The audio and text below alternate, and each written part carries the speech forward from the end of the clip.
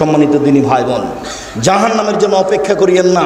পৃথিবীর 3 শ্রেণীর মানুষ জাহান্নামে যাবেই। 3 শ্রেণীর মানুষ জাহান্নামে যাবে। এক, মদমেনুল খামর, যারা নিয়মিত বিড়ি, তামাক, জর্দা, সিগারেট, গুল, নেশাদার দ্রব্য খায় পান করে, তারা জাহান্নামে যাবে।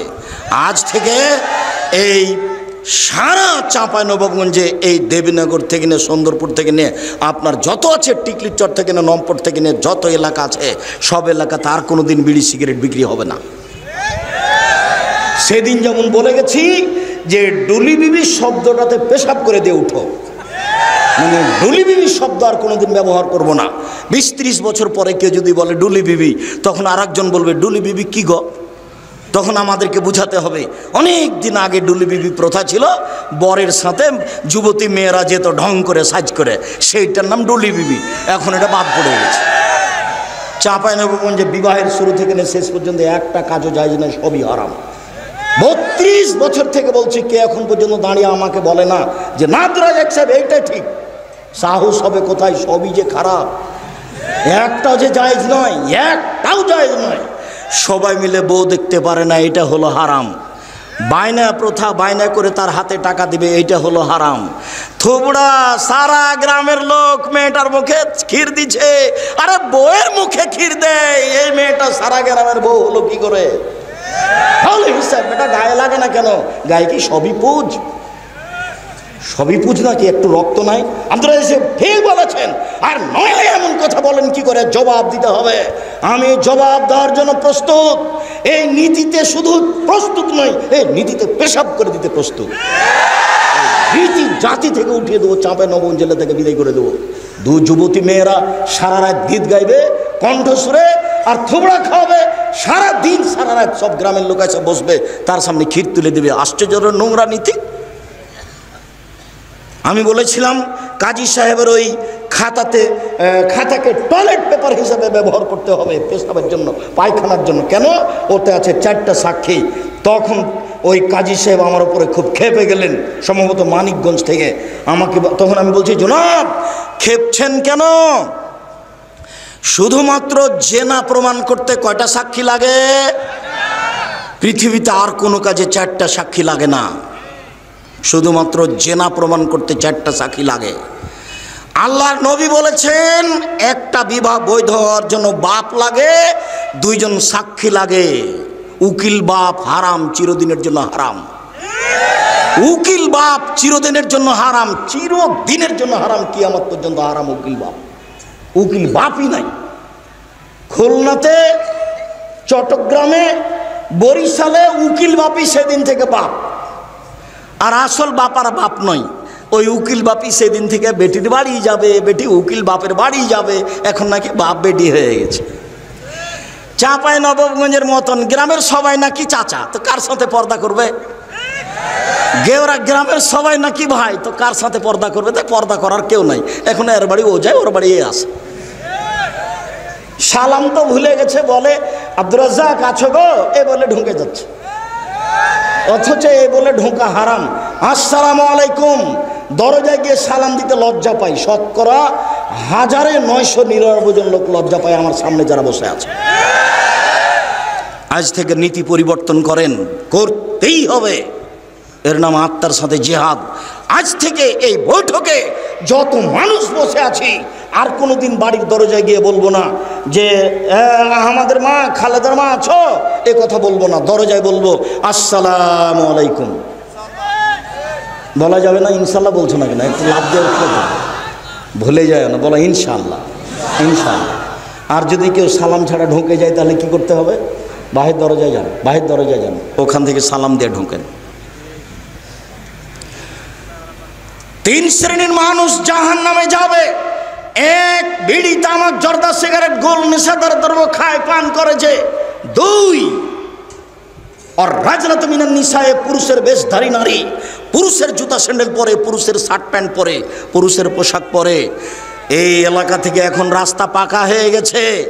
এই সুন্দরপুর, নারায়ণপুরের ছেলে মেয়েরা বেশি শিক্ষিত, শিক্ষিতা। এরা এখন মনে করেছে বেটি ছেলেরা যে আমাকে নিজেকেই বাজার করতে হবে। কেন? ওর স্বামী যখন কাপড় কিনে নিয়ে এসেছে, তখন কাপড়ে হাতে বলছে কি যে মোটা কাপড় কিনে নিয়ে এসেছে। তখন নিরুপায় হয়ে নিরুপায় হয়ে স্বামী বলেছে তাহলে তুই কিনে নিয়ে। তখন ও যাওয়ার সুযোগ পেয়েছে। কাপুরুষ, কাপুরুষ, এর নাম কাপুরুষ, এর নাম কাপুরুষ। জীবনে আমরা কোনোদিন বাজারে যাইনি, জীবনে আমরা তো বেঁচে আছি।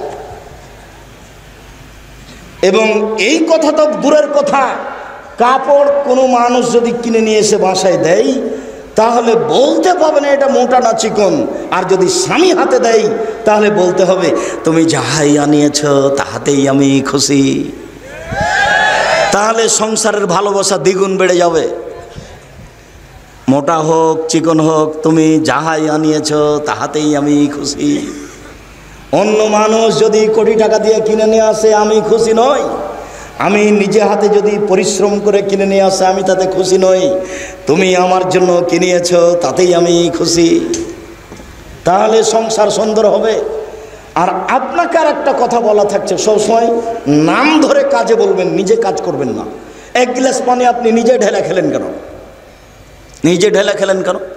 আপনি বলবেন খালেদা এক গ্লাস পানি নিয়ে আসো তো, ও খুশি হবে। আর যদি নিজে ঢেলে খান তাহলে মনে করবে আমার উপরে রাগ করেছে, সেজন্য তো আমাকে বলে না। আর আপনাকে বলছি, আপনি মহিলা মানুষ, একটু পরে বলছি যে আপনি এক গ্লাস পানি এইভাবে সামনে থ্যাকস করে দিয়ে সরে যায়েন না, এতে জান্নাত হবে না, এভাবে সংসার চলবে না। আমি আপনার কাছে আসছি একটু পরেই। সম্মানিত দিনী ভাই বোন, এই কথাটা শেষ করে নিই। আমরা এখন রাস্তাঘাট পাকা, এর অর্থ আমার বোনকে আমার মাকে গিয়ে চাঁপাইনবাবগঞ্জের শহরে বাজার করতে হবে, সারা দিন এর ধাক্কা খেতে হবে, ওর ধাক্কা খেতে হবে। মোহর দিনে না আপনি ধাক্কা খায় আর একজনের খারাপ লাগে না? একটু লজ্জা লাগে না? একটু শরম লাগে না? একটু হায়া লাগে না? একটু খারাপ লাগে না? একটু বোধোদয় না? একটু বোধগমন, একটা আত্মমর্যাদা নেই? আত্মমর্যাদা, আত্মমর্যাদা। উপস্থিত বৈঠকের দিনই মুসলিম শুনেন, উপস্থিত বৈঠকের দিনই মুসলিম বোন শুনেন। এই মেঘ কথা বলছো কেন? তখন থেকে তোমার জন্য কথা বলছি, আর তুমি কথা বলছো মানে লজ্জা হয় না তোমার? শরম হয় না তোমার? হায়া হয় না তোমার? ইতস্তবোধ হয় না তোমার? বোধোদয় দে, বোধোদয় নেই তোমার? বোধগম্য নয় তোমার? কোন সাহসে তুমি কথা বলো? তোমার বাপ তোমাকে কিছু বলে না, যার জন্য তুমি মনে করেছো এখানে আসলে তুমি ফুলে ধোয়া থাকবে নাকি? ভদ্রতা বজায় রেখে মুসলমানের মেয়ে হে বসে থাকো, আমি তোমার জন্য এসেছি। এই মাঠে আমি গত বছর আসতে পাইনি, আমার একটা দুঃখ বেদনা আছে। আমি সাধ করে তোমার জন্য এসেছি, তুমি মুখ খুলবে না। আমার কথা শেষ হবে তখন তুমি ভাবতে ভাবতে বাড়ি যাবা। এটা আমি ঐকান্তিক কামনা এ দেশের মানুষ হিসেবে তোমার কাছে আমি দাবি রাখি। যত দিনী ভাই বোন আছেন, শরীয়তের ব্যাপারে আমি আপনার কাছে আসতে চাই। আমার এটা দাবি আপনার কাছে, শরীয়তের ব্যাপারে আপনি আমার কাছে আসবেন, এটা আমার দাবি আপনার কাছে। জাতির যদি রাস্তাঘাট করে দিতে না পারি, জাতির যদি স্কুল কলেজ করে দিতে না পারি, জাতিকে চূড়ান্ত সঠিক ধর্ম দিতে পারবো ইনশাআল্লাহ। ধর্মের ব্যাপারে জাতিকে ফাঁকি দিয়ে পরকাল হারাতে রাজি নই। আর ধর্ম নিয়ে চিন্তা ভাবনা করি, হাতে ফতোয়া লিখছি প্রায় 24-25 বছর থেকে। কাজেই কেউ চট করে একটা কথা বলবে আর সেটাই প্রমাণ হয়ে যাবে, কথা নয়। একটা মমর্ষ ব্যক্তি, জানাজা ব্যক্তি, লোককে কবরে থাকা নিয়ে প্রায় 241টা বেদাত আছে, পুরোটাই বেদাত। লোকটা মরে মরে জান যায়, আপনি তার পাশে সূরা ইয়াসিন পড়লেন কেন? কেন পড়বেন? সূরা ইয়াসিন পড়ে কোনো কিছু হবে না, আপনি পড়লেন কেন?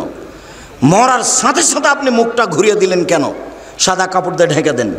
মরার সাথে সাথে আপনি পেট চেপে পেশাব পায়খানা বের করলেন কেন? এই মহিলা বৈঠকের মহিলা দিনী বোন শোনেন, আপনাকে বলছে, এদিকে শোনেন। মহিলাটা মারা গেছে, আপনি পেট চেপে পেশাব পায়খানা বের করলেন কেন? কে বলেছে আপনাকে? আপনি এখন নখ কাটলেন কেন? নখ তো যখন শ্বাস ছিল তখন কাটতে হতো, শ্বাস বন্ধ হয়ে গেছে, সব এখন বিধান বন্ধ। আপনি এখন নখ কাটলেন কেন? মোচটা ছোট করলেন কেন? পরিষ্কার পরিচ্ছন্নতায় গেলেন কেন? সব বন্ধ, শুধু অজু দিয়ে গোসল দিতে হবে।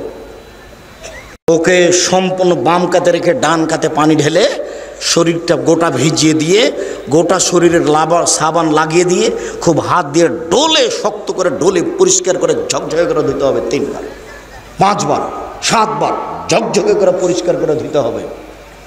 ধুয়ে সাদা কাপড় 3টে বিছিয়ে দিয়ে লাশটা উঠিয়ে দিয়ে ডানেরটা বামে, বামেরটা ডানে। লাশের পা আগে যাচ্ছে না মাথা আগে যাচ্ছে এটা বিবেচনার দরকার নেই। লাশকে সামনে রেখে 2জন 3জন বক্তব্য দিতে পাবে না। চেয়ারম্যান একবার, মেম্বার একবার, গ্রামের সর্দার একবার, ওর বাপ একবার, ওর বেটা একবার, না এগুলো একটাও চলবে না। 2-1টা কথা ইমাম বলতে পারেন, তার একটা কথা থাকবে যে এর ঋণ আছে নাকি, ঋণ থাকলে জানাজা হবে না। ব্যাংকে লোন নিয়ে কোনোদিন ব্যবসা করিয়েন না। এই ছেলে, এই যুবক শোনো, ভিক্ষে করে খেতে প্রস্তুত আছি, ব্যাংকে লোন নিয়ে ব্যবসা করব না। ও ব্যাংকে চাকরিজীবী, আপনাকে বলছি, সরকার আপনাকে লোন দিয়েছে, বাড়িতে 5 তালা করেছে লোনের টাকায়, আপনার তো জানাজা হবে না। ছেলেরা তো এই বাড়িতে বসবাস করবে, জানাজাই হবে না আপনার, জাহান্নাম জান্নাত পরে, জানাজাই নেই। লোন আছে যার, তার জানাজা নেই। যতক্ষণ পর্যন্ত লোন পরিশোধ না হবে ততক্ষণ পর্যন্ত জানাজা হবে না। দেখি কে আছে এমন তার জানাজার বৈধতা দিতে পারে। মাটি দেওয়ার সময়তে বিসমিল্লাহ বলে মাটি দিতে হবে, যেদিকে পা থাকে সেদিক থেকে ঢোকাতে হবে। তার মানে কোন দিক থেকে বলেন তো? কোন দিকে পা থাকে? এই ছেলে বলো, দক্ষিণ দিকে। বলতে পারছো না কেন? মিছিলে অমুকের চরিত্র ফুলের মতো পবিত্র, ওটা খুব পারো একটা সিগারেটের হিসাবে। একটু বুদ্ধি থাকে না? একটু হিসাব পাও না, আজ থেকে নীতি পরিবর্তন করে দাও। উপার্জন করে খাই, কারো এ বিষয়ে বলতে রাজি নই। তুমি জানো ও রাতে কি করে? তুমি যে বললে অমুকের চরিত্র, তুমি কি করে জানো তার চরিত্র? তুমি কি আল্লাহ?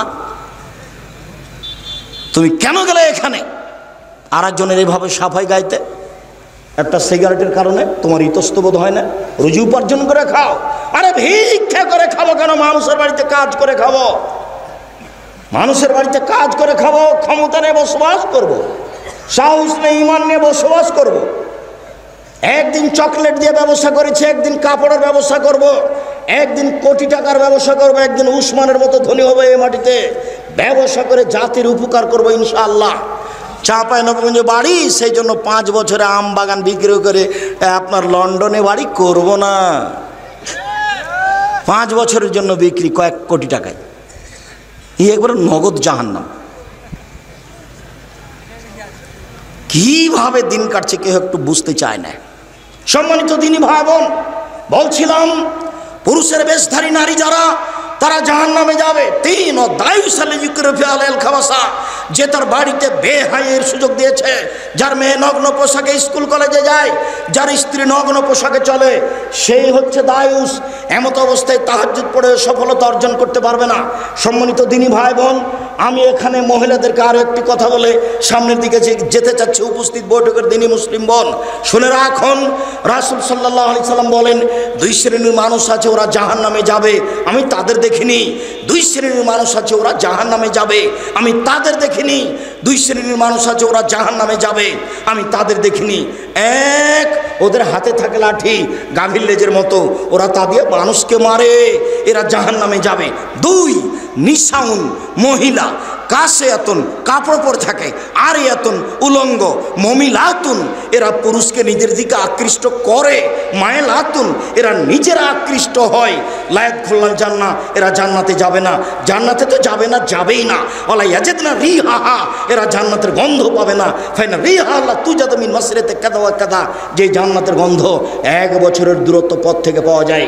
এখানে জান্নাত আছে, এখানে একটা দ্রুতগামী ঘোড়া দৌড়াতে আরম্ভ করলো, 1 বছর দৌড়িয়ে যেখানে যাবে ওর মাথায় আপনি যদি দাঁড়ান তাহলে জান্নাতের গন্ধ পাবেন, অথচ এই মহিলা জান্নাতের গন্ধ পাবে না। নগ্ন পোশাক মানে, এই ছেলে, তোমার মা এখন এখানে বসে আছে ছোট ব্লাউজ পরে, যারা হাত থেকে বাকি দেখা যায়, এটা কি ভালো পোশাক? তোমার মা যে ব্লাউজ পরে আছে তার সব নিচের দিক পেটে দেখা যাচ্ছে, এটা কি ভালো পোশাক? আমি শাড়ি হারাম বলিনি, তবে আমি বলেছি শাড়ি ভালো পোশাক নয়। আমি বলেছি সালোয়ার কামিজ মেক্সি চাদর পরতে হবে। যদি শাড়ি পরে তাহলে হাত হতে হবে ব্লাউজের কবজি পর্যন্ত, নিচের দিকে নিচে চলে যেতে হবে, 1.5-2 গজ কাপড়ের ব্লাউজ বানাতে হবে।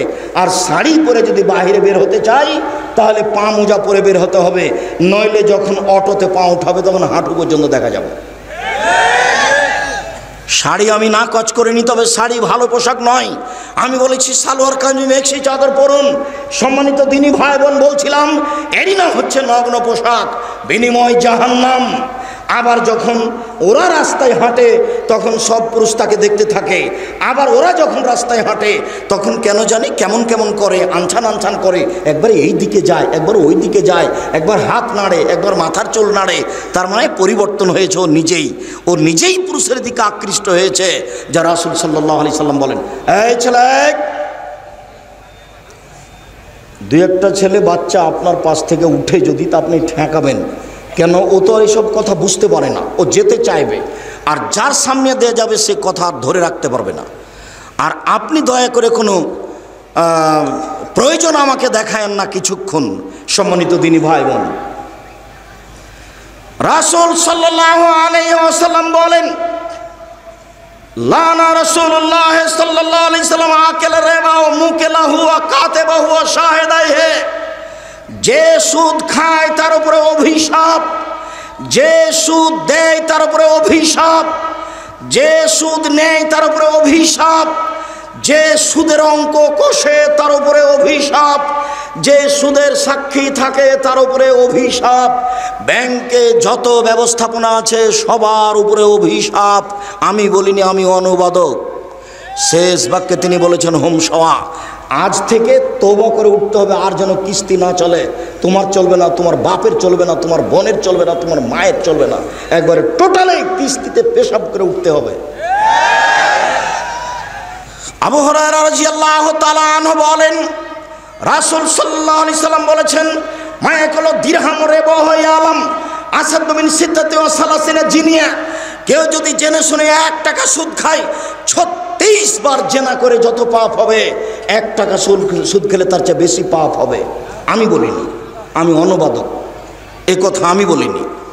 বাচ্চা, এই কথা আমি বলিনি, আবার অনুবাদ করছি। রাসূল সাল্লাল্লাহু আলাইহি সাল্লাম বলেন, মায়াকুল দিরহাম রিবা ওয়া ইয়ালাম। কেউ যদি জেনে শুনে 1 টাকা সুদ খায়, হে আসাদ মিন সিত্তাতি ওয়া সালাসিনা জিনিয়া, 70 বার জেনা করে যত পাপ হবে তার চেয়ে বেশি পাপ হবে 1 টাকা সুদ খেলে। 36 বার, 36 বার জেনা করে যত পাপ হবে, 1 টাকা সুদের পাপ বেশি হবে।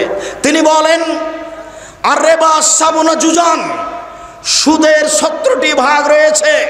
আইন সারহা আইন গহরাজুল উম্মাহু, তার সবচেয়ে ছোট ভাগ হলো মার সাথে জেনা করলে যেমন পাপ হয়। লজ্জা লাগে না? এই ছেলে, কত টাকা সুদ খেয়েছো, তুমি লজ্জা করো না? তোমার শরম লাগে না? এই বেটা, মুখ নিচু করে বসে আছো কেন? তওবা করে উঠো। ভিক্ষা করে খেতে রাজি আছি, আজ থেকে সুদের মুখে পেশাব করে দেবো। কোটি কোটি টাকা সুদ খেয়েছি, আজ যদি এই বৈঠকে বলতে পারি আমি সুদ ছেড়ে দিলাম, তুমি আমাকে মাফ করো, যদি আমার কোটি কোটি টাকা সুদ থাকে মাফ হয়ে যাবে। রিক্সাওয়ালাকে যদি আমি দাম্ভিকতা দেখে 1 থাপড় মেরে থাকি, তাহলে আর পাপ ক্ষমা হবে না, ওটা জুলুমবাজি করা। যদি যাকাত ওসর বের না করি, তাহলে ফকিরের হক মেরে খেয়েছি। কার? যাকাত ওসর ফেতরা কাকে দিতে হবে? ফকিরকে। তো আমি দিলাম না, আমি কি করলাম? ফকিরের হক মেরে খেলাম, এর বিচার পরে হবে। 1 মিনিট। যারা জালেম তাদের বিচার পরে হবে, যারা রিক্সাওয়ালাকে থাপ্পড় মেরেছে তার বিচার পরে হবে, যারা পাড়া প্রতিবেশী গ্রাম্য চাচা চাচিকে অপমান করেছে তার বিচার পরে হবে, যারা দাম্ভিকতা দেখে দলীয় দাপটে মানুষকে জেলে দিয়েছে তার বিচার পরে হবে। পৃথিবীর মানুষ শুনে রাখুন, বিশ্বের বাঙালি দিনী ভাই বোন যারা আমার সামনে আছেন, যারা অনলাইনে আমাদের সাথে আছেন সারা পৃথিবীর বিভিন্ন স্থান থেকে, তাদেরকে আমরা অনুরোধ করে জানাতে চাই, মনে রাখবেন, কারো যদি মানুষের সাথে অন্যায় আচরণ হয়ে থাকে তার নাম জুলুম, তার বিচার পরে হবে। যদি 1 দিন লেট হয় তাহলে 50,000 বছর, যদি 3 দিন লেট হয় তাহলে 1.5 লক্ষ বছর, যদি 500 বছর দেরি হয় কতদিন হবে? খুব সাবধান। বিচারের সময়সীমা ভালো মানুষের জন্য কয় মিনিট? 5-7 মিনিট, 1 ওয়াক্ত সালাতের সমান। বিচারের মাঠে একটা ভালো মানুষের বিচারের সময়সীমা কতটুকু? 1 ওয়াক্ত সালাতের সমান। এক ওয়াক্ত ফরজ সালাত আদায়ের সমান, এক ওয়াক্ত ফরজ সালাত আদায়ের সমান। মনে থাকবে না মনে হয়? তো আমরা ধরে নিই মাগরিবের সালাত আদায় করতে 5-7 মিনিট লাগতে পারে, আমরা ধরে নিই এশার সালাত আদায় করতে 10 মিনিট লাগতে পারে। আল্লাহ রাসূল বলেছেন ভালো মানুষের বিচার হবে এক ওয়াক্ত সালাতের আদায়ের সময়সীমা 5-7 মিনিট 10 মিনিট। আর কবরের সময়সীমা হলো বাসর রাতের সমান, বাসর রাতের সমান। চাচাতো বোন ফুফাতো বোনকে বাসর রাত সাজাতে হবে না, বাসর ঘর এটা হারাম। বাসর ঘর সাজাতে হবে এ কথাই ঠিক, কনেকে সুন্দরী করে সাজাতে হবে এ কথাই ঠিক।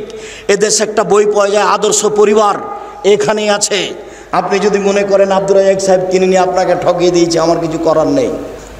ওখানে বাসর রাত কেমন হবে তা লেখা আছে, বাসর রাতের বিস্তারিত বিবরণ দেওয়া আছে, কনেকে সুন্দরী করে সাজাতে হবে কথা বলা আছে। বাসর ঘরে ঢুকে আগে বইয়ের মাথায় হাত দিয়ে দোয়া পড়তে হবে, তারপরে 2 রাকাত সালাত আদায় করতে হবে, তারপরে দাম্পত্য জীবনে যেতে হবে। গেলাম রাত 10টার সময়, কিছু কথাবার্তা বললাম, তারপরে সাংসারিক যে 2 রাকাত সালাত আদায় করলাম, তারপরে কিছু কথাবার্তা বললাম, রাত 2টা বেজে গেল, এখন ঘুমাতে গেলাম। তাহলে ঘুমে থাকলাম 3 ঘন্টা, 5টার সময় আজান হয়ে গেল, এই 3 ঘন্টা ঘুমালাম। রাসূল সাল্লাল্লাহু আলাইহি সাল্লাম বলছেন কবরের সময়সীমা হলো বাসর রাতের সমান, তাহলে মোটামুটি কবরের থাকার সময়সীমা হলো 2.5-3 ঘন্টা 4 ঘন্টা এরকম হতে পারে। যখনই ভালো মানুষকে ঘুম থেকে জাগানো হবে তখন সে বিরক্ত হয়ে বলবে আরে এখনই তো ঘুমালাম, এভাবে তাড়াহুড়া করে জাগানো হচ্ছে কেন? তাকে কেউ জাগাবে না তার কাছের মানুষ ছাড়া। আল্লাহ রাসূল বলছেন নাম কানামাতিল আরুসে, তুমি ঘুমিয়ে যাও বাসর রাতের ঘুমানোর মতো, তুমি ঘুমিয়ে যাও বাসর রাতের ঘুমানোর মতো। তুমি উত্তর সুন্দর দিয়েছ, লাইকে জহিল্লাহ বাহালি, তাকে কেউ জাগাবে না তার প্রিয় মানুষ ছাড়া, তাকে কেউ জাগাবে না তার প্রিয় মানুষ ছাড়া। যখন জাগাতে যাবে তখন বিরক্ত হবে, এই তো ঘুমালাম তুমি জাগালে কেন? অথচ ঘুমিয়ে আছে 2000 কোটি বছর থেকে, 400 কোটি বছর থেকে, 20,000 বছর থেকে, 50,000 বছর থেকে ঘুমিয়ে আছে। কিন্তু যখন তাকে উঠাবে তখন ও কি মনে করবে? বুঝাতে পারলাম না, কেবলই ঘুমালাম তো বাসর রাতের সমান, এই তো ঘুমালাম। যদি ভালো মানুষ হয় তাহলে কবরের সময়সীমা বাসর রাতের সমান, আর যদি ভালো মানুষ হয় তাহলে বিচারের মাঠের সময়সীমা কতটুকু? 5-7 মিনিট 10 মিনিট এক ওয়াক্ত সালাত আদায়ের সমান।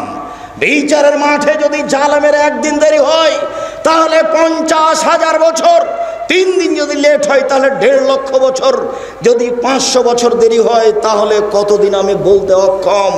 সম্মানিত দিনী ভাই বোন, ভুলেও কোনোদিন জুলুমবাজি করে একদিন 1 ঘন্টা বাঁচার চেষ্টা করবেন না।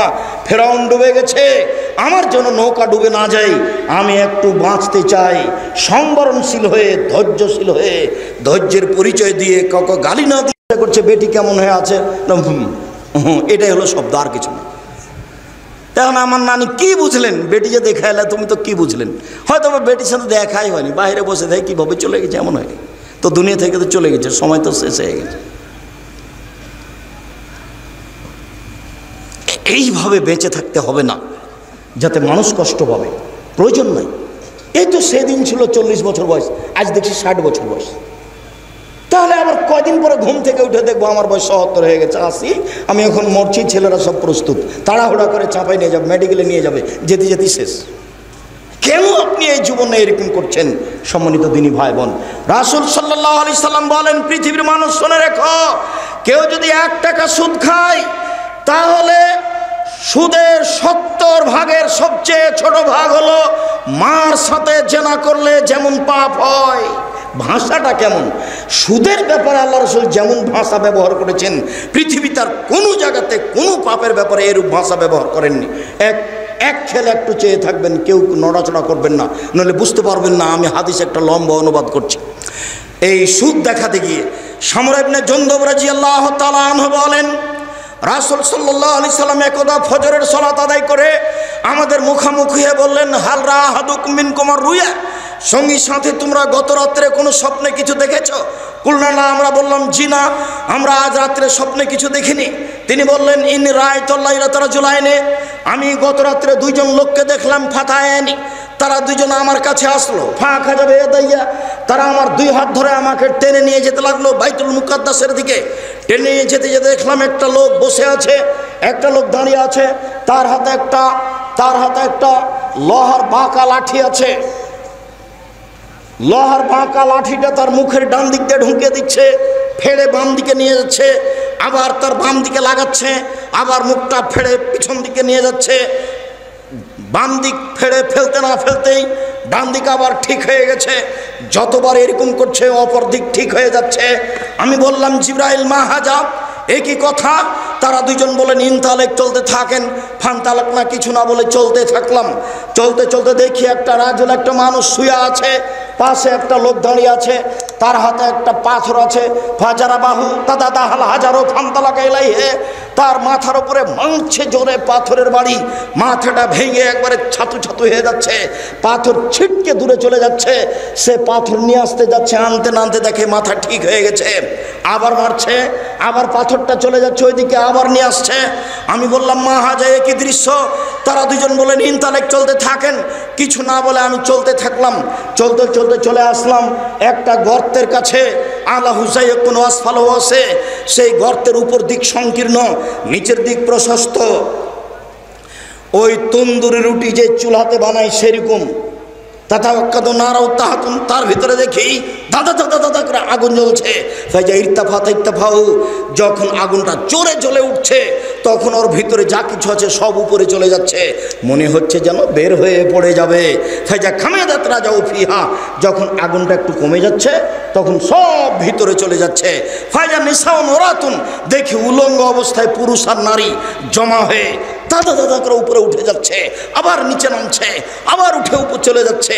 দুইজন জমা ধরে আছে, তাদের পরনে কোনো কাপড় নাই। দৃশ্য দেখে অবাক হয়ে গেলাম। আমি বললাম, মা হাজা, জিবরাইল একই দৃশ্য। কালা, তারা দুজন আমাকে কিছু বললেন না, ইনতালেক চলতে থাকলেন। আমিও বললেন চলেন, আমিও চলতে থাকলাম। চলতে চলতে চলে আসলাম একটা রক্তের নদী। দেখি নদীতে শুধু রক্ত, পানি টানি নাই, কিছু নেই। রক্তের নদীর মাঝে একটা লোক আছে, পাশে একটা লোক রয়েছে। যে লোকটা পাশে আছে তার হাতে একটা আছে, পাথর আছে। যতবার রক্তের নদী থেকে লোকটা উঠতে চাচ্ছে ততবার পাশ থেকে মেরে তার মুখকে ভেঙে চুর করে দিচ্ছে, চুরমার করে দিচ্ছে, ও ভিতরে চলে যাচ্ছে, আবার আসার চেষ্টা করছে, আবার পাথর মারছে। আমি বললাম একই দৃশ্য। তারা দুজন বললেন ইনতালেক, চলতে থাকেন। আমি আর কিছু না বলে চলতে থাকলাম। চলতে চলতে চলে আসলাম একটা বাগানে। সেই বাগান দেখি খুব সুন্দর বাগান, অফিয়া সাজারাতুল আজিমা। বাগানে দেখি একটা খুব বিরাট গাছ, সেই গাছের পাশে দেখছি একটা বৃদ্ধ মানুষ হেলান দিয়ে বসে আছেন। দেখি একটা দূরে একটা লোক, তার হাতে একটা লোহার লাঠি আছে, ইকদুন্নারা, ও আগুনকে এভাবে লোহার লাঠি দিয়ে উত্তেজিত করছে। ফাসায়দাবিয়া সাজারা, তারা দুজন আমাকে ধরে গাছের উপর দিকে নিয়ে চলে গেলেন, মাঝামাঝি দিকে একটা ঘরে ঢুকে দিলেন। আরে গাছের মাঝামাঝিতে ঘর, এত সুন্দর দামি ঝকঝকে ঘর, ঝকঝকে ঘর আমি জীবনে কোনো দিন দেখিনি। সব কিছু দেখলাম। সেখানে দেখি যুবক, যুবতী, পুরুষ, নারী, বৃদ্ধ, সব বৃদ্ধা পরিপূর্ণ হয়ে আছে। তারা দুজন আমাকে সেখান থেকে বের করে নিলেন, আর উপরে নিয়ে গেলেন, আর একটা ঘরে ঢোকালেন। দেখি সেই ঘর আগের ঘরের চেয়ে অনেক উত্তম। সেই ঘরে আছে শুধু যুবক আর বৃদ্ধ মানুষ আছে। এইবার তারা দুজনকে আমি বললাম, এতক্ষণ পর্যন্ত যা কিছু দেখলাম আমাকে বলে দেন। তখন তারা দুজন বললেন, আচ্ছা আচ্ছা ঠিক আছে, সব বলে দিচ্ছি আপনাকে। আপনি কি দেখলেন? ওই যে প্রথমে দেখলেন একটা লোক বসে আছে, তার মুখের ডান দিক দিয়ে লাঠি ঢুকিয়ে ফেড়ে পিছন দিকে নিয়ে যাচ্ছে, বাম দিকে লাঠি ঢুকিয়ে ফেড়ে পিছন দিকে নিয়ে যাচ্ছে। ফারাজুল কাযাব, মিথ্যা কথা বলতে। যারা জীবনে মিথ্যে কথা বলবে তাদের এই অবস্থা হবে। যতদিন পর্যন্ত বিচার না হয়েছে এরকম হতে থাকবে। মিথ্যে কথা বললেন কেন? সুলিও হবে না, ফাঁসিও হবে না। কেন আপনি মিথ্যা কথা বলতে গেলেন? কেন আপনি মিথ্যা সাক্ষী দিবেন? হাদিস বুখারী মুসলিম এক খেয়ালে চেয়ে থাকবেন, যার মুখ ফেড়ে ফেলা হচ্ছে হলো মিথ্যুক। বিচারের দিন পর্যন্ত এইভাবে তার শাস্তি হতে থাকবে। বিচার হলে কি হবে বুঝাই যাচ্ছে, জাহান্নাম হবে, তবে আল্লাহ ভালো জানে। দুই, ওই যে দেখলেন যে লোকটা শুয়ে আছে, পাশ থেকে পাথর মেরে তার মাথাকে ভেঙে চৌচির করে দেওয়া হচ্ছে। ফারাজুলুন আলেম, উনি হচ্ছেন মাওলানা মানুষ। উনি কেমন মানুষ? মাওলানা মানুষ। হুজুর এবার আটকা পড়েছে। বক্তা শ্রোতার পরিচয় বই পড়তে হবে, জরুরি। হুজুরকে দিয়ে জাহান্নাম উদ্বোধন হবে। কাকে দিয়ে জাহান্নাম উদ্বোধন হবে? হুজুরকে দিয়ে আল্লাহ রসুল বলছেন যে জিবরাইল আমাকে মেরাজে নিয়ে যাচ্ছেন উপরে। হঠাৎ দেখি অনেক মানুষ যাদের ঠোঁট এবং জিভাকে আগুনের কেঁচি দিয়ে কেটে দেওয়া হচ্ছে, আগুনের কেঁচি দিয়ে জিভা কেটে দেওয়া হচ্ছে। আমি বললাম জিবরাইল মান হাওলা, একই কথা, ছি ছি ছি ছি ছি ছি, জিভা কোনো আগুনের কেঁচি দিয়ে কেটে দেওয়া হচ্ছে। তখন জিবরাইল বলছেন হাওলাই খতবান উম্মতে, এরা হচ্ছে আপনার উম্মতের বক্তা যারা বক্তৃতা করে বেড়াতো। আমি জানি না আপনার মুফাসসিরের কি হবে। আপনার মুফাসসির দিয়াড়ের মাটিতে এসে 3 ঘন্টা বক্তব্য দিল, তারপরে বলছে এ আয়াতের তাফসির তো আরো 2 দিন লাগবে। আল্লাহর কসম, ওরকম তাফসির দুনিয়াতে নাই। আপনি বাস্তব পরীক্ষা করবেন, এই ছেলে কতদিন থেকে টাকা এভাবে উঠাও গো তাফসির মাহফিলে, বলো যে ভুল হয়েছে আর কোনো দিন করবো না। এই ছেলে শোনো, তোমাকে বলছি, বাংলা তাফসির ইবনে কাসির পাওয়া যায় সবচেয়ে বড় এবং ব্যাপক। তোমার হুজুরকে বলে দিও সূরা কাহফের 10 নম্বর আয়াত পর্যন্ত তাফসির করবেন, তারপরে তুমি বাংলা খুলে বসে থাকবা। আল্লাহর হস্তে তোমার সাথে তার কোনো মিল খাবে না। তোমাকে ফাঁকি দিয়েছে, জাতিকে ফাঁকি দিয়েছে, 20,000 টাকা লস হয়েছে, আবার মুরগির গোস্ত, আবার একটু মনে গেলে চোখ গরম। হ্যাঁ, গাড়ি পাঠাননি, আমি দেখে আসছি না, 90 সাল থেকে দেখছি। কতদিন থেকে? 90 সাল থেকে দেখছি। আমি কোনোদিন বলিনি গাড়ি কোথায়, কোনো দিন বলিনি গাড়ি কোথায়, ব্যবস্থাপনা ভালো হয়নি কেন, কোনো দিন বলিনি। বিমানবন্দরে ঢুকে যখন বিমানে উঠতে যাই, তখন যারা নিয়ে যায় তারা বলে আপনি থামেন, আপনি এখানে বসে থাকেন। তো কিছুক্ষণ পরে বলে যে চলেন। তার মানে ওই আর সব আমলোক যে গাড়িতে উঠেছে ওকে আমাকে ওখানে উঠতে দিবে না। ওই পার্সোনাল একটা গাড়ি নিয়ে এসেছে, তার নাম ভিআইপি বলছে। আমি ভিআইপি হিসাব করি না কোনো দিন। যখন যেখানে যায় পিছনে মানুষ এমনি হেঁটে বেড়াচ্ছে। এরা আল্লাহর অশেষ দয়া, এর নাম দয়া। এর নাম কি?